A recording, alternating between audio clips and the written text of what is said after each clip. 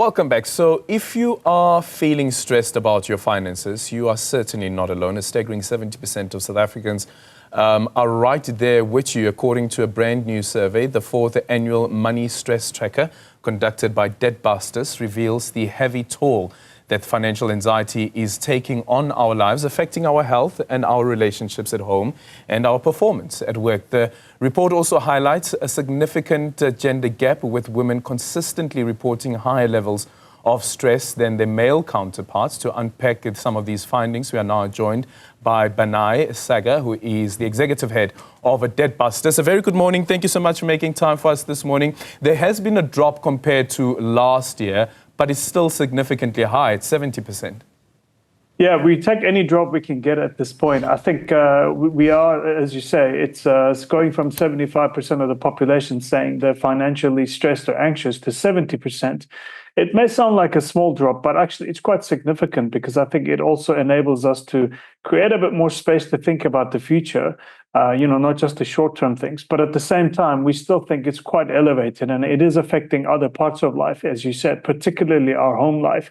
From those who said the 70%, 90% of them said that it's actually impacting their home life. And I think that's where it really becomes significant for all of us. Yeah. What are some of the reasons that we are seeing these high levels of anxiety relating to debt? Also considering, of course, that we've come out of COVID-19, and the figures that we are speaking about here, I think they resemble what we last experienced in 2022, which was still during the height of COVID-19, or had just come out of it, I think. Yeah, I think there are a few reasons. I think the number one reason is that our incomes haven't really kept up with inflation. I think if you go back 10 years, all the way to 2015, and you track the increases in income levels in real terms, it certainly hasn't kept up with inflation. And our inflation is driven mostly by a few regulated things like electricity and petrol. And I think we all know what the prices of service delivery items have been in some large metros like Johannesburg and Cape Town. So I think that's the number one reason. And number two reason, I would say, is that the economic growth hasn't really been there. Previous 10 years, 2005 to 2015, I think there was some significant growth. And in the last 10 years, it's been very stagnant. And as the pie is not growing, the number of people who are borrowing is also not growing. So fewer people are borrowing more money. And I think they're really feeling the stress burden. Yeah.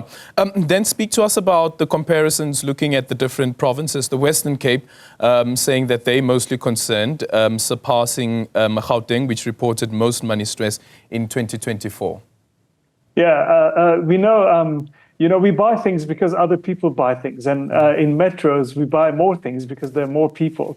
I think often, generally, what we see is that debt follows money. So we are not surprised that the large four provinces, being Eastern Cape, KZN, Gauteng, and Western Cape, generally come out on top in terms of financial stress. But what we were surprised by this year is that for the first time in 4 years, we saw that the Western Cape has overtaken Gauteng in terms of what people are reporting as financial stress. And I think there's a few reasons for it. So I think one is that, the increases in rates and all of that has been quite pronounced. And I think that's really affecting people's finances and how they view their finances. Yeah, and even if you look at with some of the issues that have been raised by the lower income groups, like with the price of electricity, that there are an elevated concern across all income groups compared to 2024.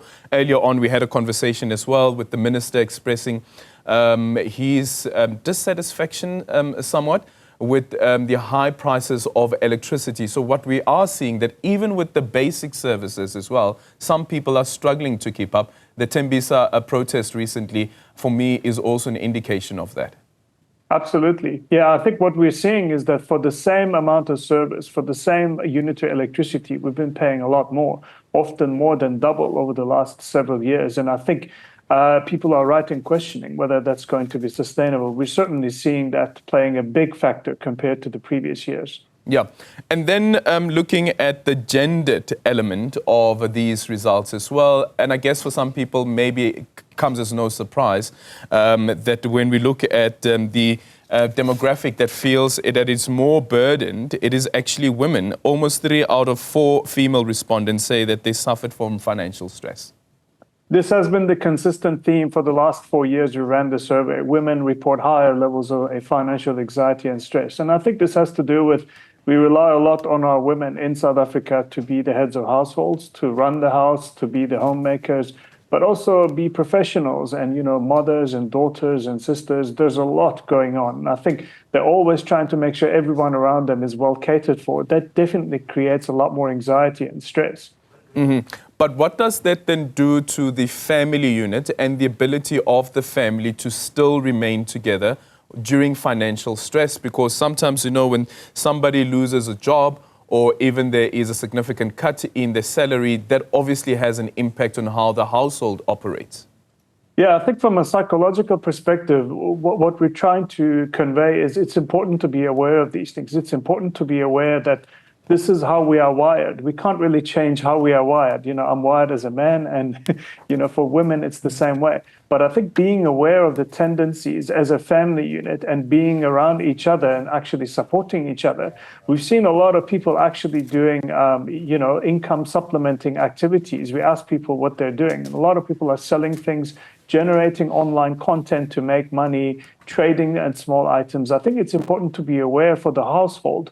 What is it that you really need so that we're not relying on one individual alone? Yeah, 48% saying that they spend over 40% of their salaries. This is now after tax, paying back money that they have borrowed. It does sound unsustainable.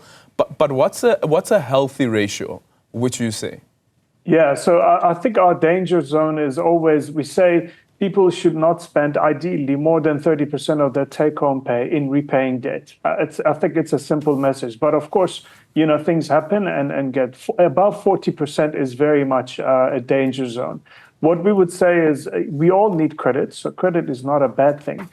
If you are borrowing, you're borrowing for productive purposes, whether it's a house or it's a vehicle to allow you, or you're borrowing to further your own education or building or so on, try to keep it below 30%. I think that's reasonable, and that's something that is manageable for the long term. Yeah. Any advice that you will give consumers that are currently in distress? I would say look at, find out whether it's one of the three reasons why you're feeling financial distress. One, is it an income thing? Do you need to supplement your income? Two, is it an expenses thing? Are you spending too much on the wrong places? And three, is it a debt repayment thing? Like we talked about. If it's number three, definitely talk to a debt counselor. They can help you. If it's number two, look at your expenses to lower them. If it's number one, in terms of your income, try to look for opportunities, however small they might be, so that you can boost your income.